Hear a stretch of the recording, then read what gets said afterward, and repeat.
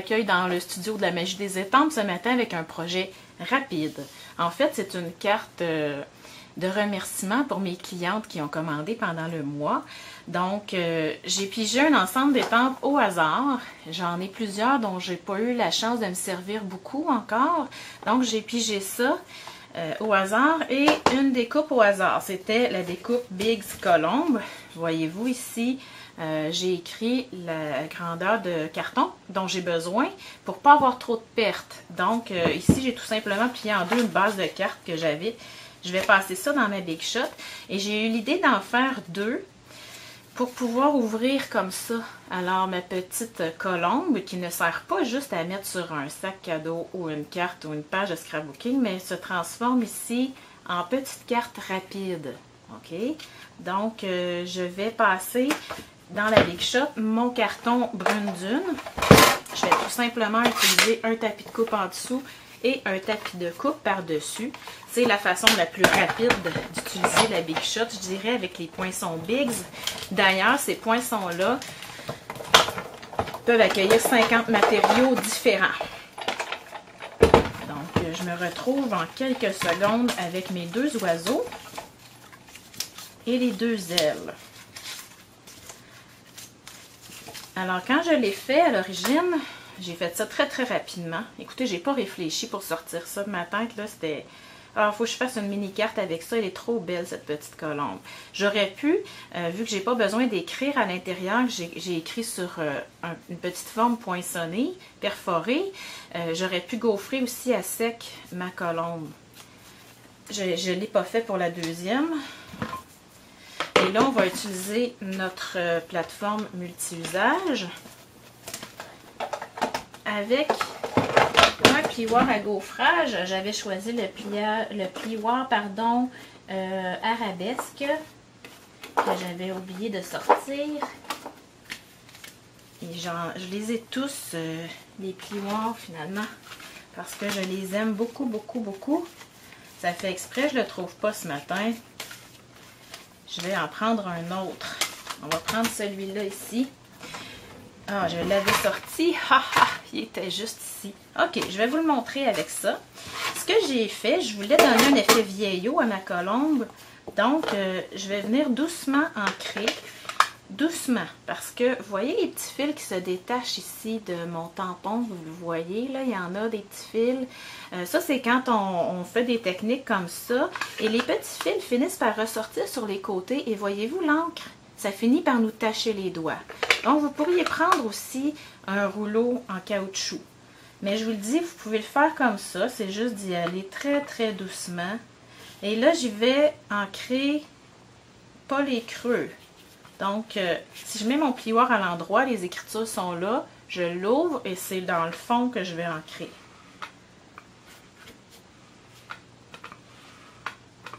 Et s'il y en a autour, ça ne me dérange pas vraiment parce que je veux vraiment un look vieilli. Alors, je vais déposer une colombe et je pourrais faire une aile aussi.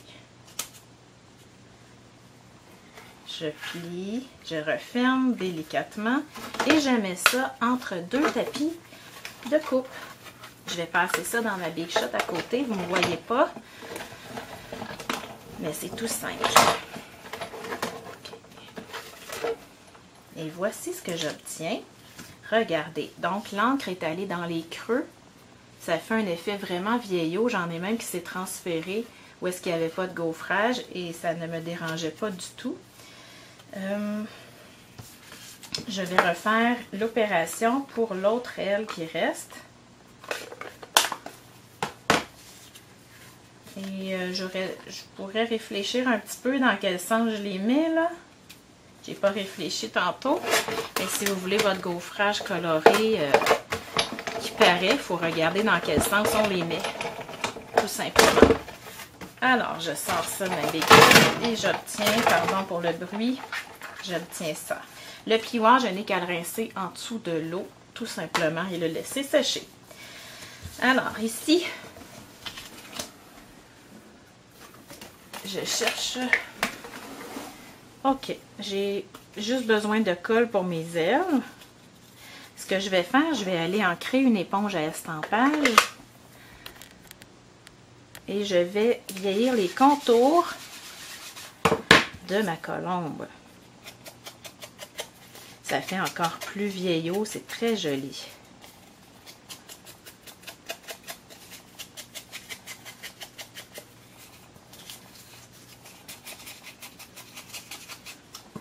En fait, vous pourriez en faire plusieurs. Ça pourrait même servir sur une table lors d'un mariage, comme marque-place. On écrit le nom sur l'aile. Il y a beaucoup de possibilités avec ce poinçon-là. Avant, on disait découpe, maintenant on dit poinçon. Et les poinçons à main, on les appelle des perforatrices.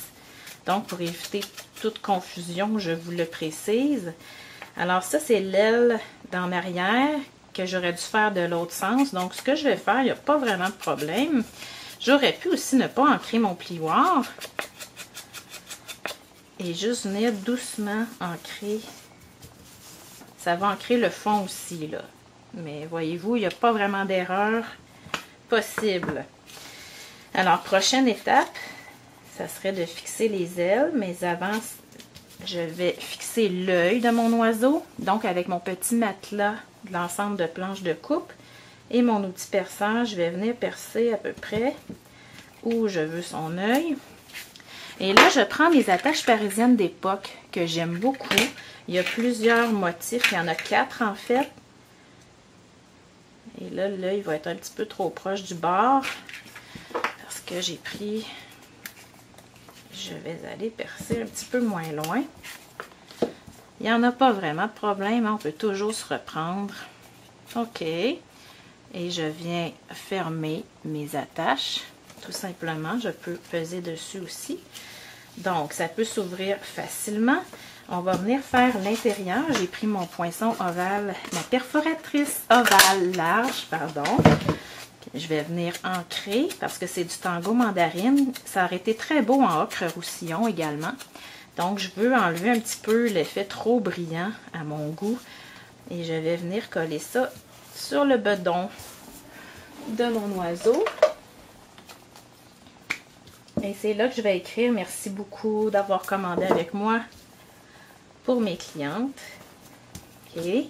Faites attention, si vous prenez des attaches parisiennes comme ça, je ne suis pas certaine que vous ne paierez pas le double de poste, par exemple. Elles sont assez épaisses.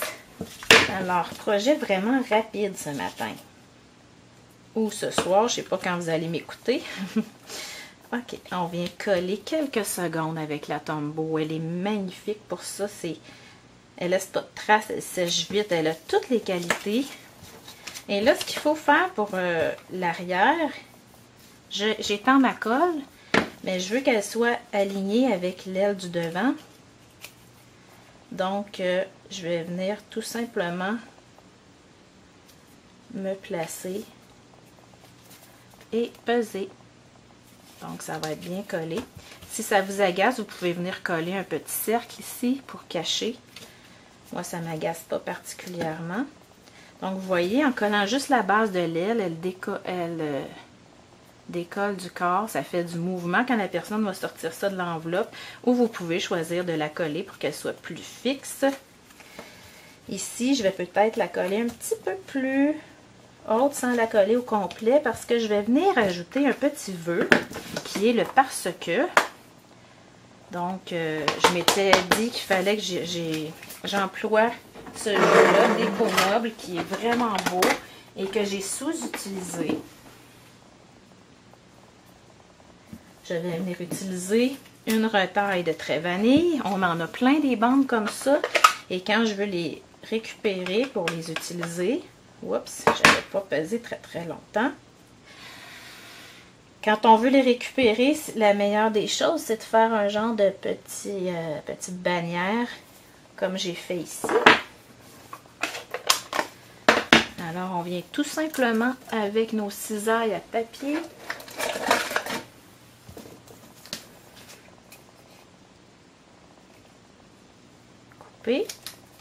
Ici, un petit truc. Je viens faire une fente au centre.